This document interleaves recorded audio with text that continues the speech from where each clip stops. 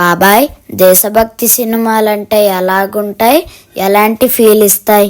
దేశభక్తి సినిమాలు చూస్తున్నప్పుడు మన గుండె బరువెక్కుతుంది. మనలో దేశభక్తిని రగిలిస్తాయి. అలాగే నిజ జీవితంలో కూడా మనం సేఫ్గా ఉండాలని, మన దేశం బాగుండాలని, మన కోసం సోల్జర్స్ చేసిన త్యాగాలని మనం గుండెల్లో పెట్టుకోవాలి. వాళ్ళ త్యాగానికి మనం బానిసలం అవ్వాలి. మన కోసం ప్రాణాలు త్యాగం చేసిన వాళ్ళ కుటుంబాలకి మనం ఎల్లప్పుడూ రుణపడి ఉండాలి. పేట్రియాటిక్ మూవీస్ మనం చాలానే చూసాం. Ghazi, Major, Border, LOC Kargil, Lakshya, Uri లాంటి మూవీస్. ఈరోజు మనం అలాంటి దేశభక్తిని మళ్ళీ మన మనసులో రగిలించే సినిమా బోర్డర్ 2 గురించి మాట్లాడుకుందాం. ఇంకా మనం వీడియోలోకి వెళ్ళిపోదాం. వెల్కమ్ టు బాబాయ్ అబ్బాయి ముచ్చట్లు. మీరు మొదటిసారి మా ఛానల్ చూస్తున్నట్టయితే సబ్స్క్రైబ్ చేసుకోండి, బెల్ ఐకాన్ కూడా నొక్కండి. అప్పుడు మా వీడియోస్ పెట్టిన వెంటనే మీకు కూడా వస్తుంది. బాలీవుడ్లో వచ్చిన పేట్రియాటిక్ ఫిలిమ్స్లో బోర్డర్ మూవీ స్పెషల్ అనే చెప్పాలి. 1997లో జేపీ దత్తా గారి డైరెక్షన్లో 1971 ఇండియా పాకిస్తాన్ వారి ఆధారంగా తీసిన ఆ సినిమా ప్రేక్షకుల మనసుల్లో చెరగని ముద్ర వేసింది. ఆఫ్టర్ 28 years ఇప్పుడు అదే పేరుతో వచ్చిన సినిమాయే బోర్డర్ 2.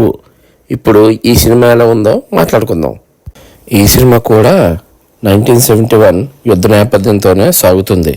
ఇండియాని దెబ్బతీయాలనే ఉద్దేశంతో Pakistan land, water and sea మార్గాల ద్వారా కాశ్మీర్, పంజాబ్, గుజరాత్ బోర్డర్స్లో భారీ అటాక్స్ ప్లాన్ చేస్తుంది. ఆ విషయాన్ని ముందే గ్రహించిన మన Indian government army, navy, air ఫోర్స్ని రంగంలోకి దింపుతుంది. అందులో మెయిన్ లీడ్స్ అయిన లెఫ్టినెంట్ కల్నల్ ఫతేహ్ సింగ్ పాత్రలో సన్నీ దియోల్, మేజర్ హిషోయార్ సింగ్ పాత్రలో వరుణ్ ధావన్, ఎయిర్ ఫోర్స్ ఆఫీసర్గా దిల్జీత్, నేవీ లెఫ్టినెంట్ కమాండర్గా అహన్ శెట్టి. వీరు ఎదుర్కొన్న ఛాలెంజెస్ ఏంటి, వాళ్ళు చూపించిన దయసాహసాలు ఏంటి అనేదే ఈ మూవీలో మనం చూస్తాం. ఈ మూవీ నాకు ఎలాగనిపించిందో చెప్పాలంటే, ఫస్ట్ హాఫ్ కొంచెం స్లో నరేషన్ అనిపిస్తుంది. ఎందుకంటే ఫస్ట్ హాఫ్ మొత్తం సోల్జర్స్ ట్రైనింగ్, వాళ్ళ మధ్య ఫ్రెండ్షిప్, వాళ్ళ ఫ్యామిలీ బ్యాక్గ్రౌండ్స్, వాళ్ళ మధ్య ఉన్న బాండింగ్ గురించి ఆ అంశాలపై డైరెక్టర్ ఎక్కువ శ్రద్ధ పెట్టారు. దాని మీద ఎక్కువ టైం తీసుకున్నట్టు అనిపించింది. కానీ వాటి వల్ల ఆ క్యారెక్టర్స్ పై మనకు ఒక ఎఫెక్షన్ ఏర్పడుతుంది. యుద్ధం స్టార్ట్ అయిన తర్వాత వాళ్ళకి ఏమవుతుందన్న మనకు భయం కలిగేలా చేశాడు డైరెక్టర్ అనురాగ్ సింగ్. ఇంకా సెకండ్ హాఫ్ పై మనకి ఇంట్రెస్ట్ కలిగించేలాగా ఒక ట్విస్ట్తో ఫస్ట్ హాఫ్ని ముగించేశారు. ఈ సినిమాకి సెకండ్ హాఫ్ ప్రాణం అనే చెప్పాలి. సెకండ్ హాఫ్ స్టార్ట్ అయిన తర్వాత నుంచి మూవీ టాప్ గేర్లోకి వెళ్ళిపోతుంది. డీప్ సీలో నేవీ చేసే యుద్ధాలు, గగనతలంలో ఎయిర్ ఫోర్స్ పోరాటం, సరిహద్దుల్లో ఆర్మీ ఎదుర్కొనే తీవ్ర పరిస్థితులు, ఈ 3 దళాల కోఆర్డినేట్ చేసుకొని చేసే వారు చాలా పవర్ఫుల్గా చూపించారనే చెప్పాలి. దిల్జిత్ చేసిన ఎయిర్ ఫైట్ సన్నివేశాలు అయితే మనకి గూజ్ బంప్స్ తెప్పిస్తాయి. అహాన్ సెట్ చేసిన సబ్మెరైన్ సీక్వెన్స్ కూడా చాలా బాగుంది. ఇక సన్నీ డియోల్ విషయానికి వస్తే, ఆయన స్క్రీన్ మీద కనిపిస్తే పాత బోర్డర్ మూవీయే మళ్ళీ మనకు గుర్తొస్తుంది. వన్ మ్యాన్ ఆర్మీలా ట్యాంకులను ఎదుర్కొనే తీరు నిజంగా విజువల్ మూమెంట్స్ అనే చెప్పాలి. సందేశే ఆతే హే పాట మళ్ళీ వినిపించినప్పుడు ఎవరైనా ఎమోషనల్ అవ్వక తప్పదు.